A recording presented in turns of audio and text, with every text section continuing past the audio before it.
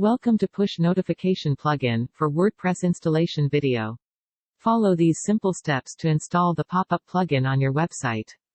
If you are new user, visit WeCodians home page and click on the top headline you see, get it for free.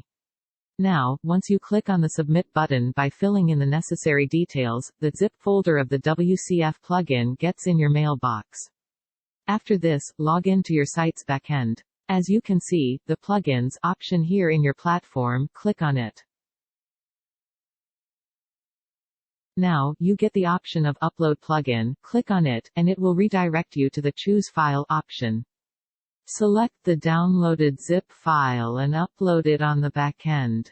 Hence, click on the Install tab and press Activate. After that you can check an installed plugin. Write FOMO in plugin search bar and you can get WeCodians FOMO plugin. Cheers! Congratulations, your plugin has been installed.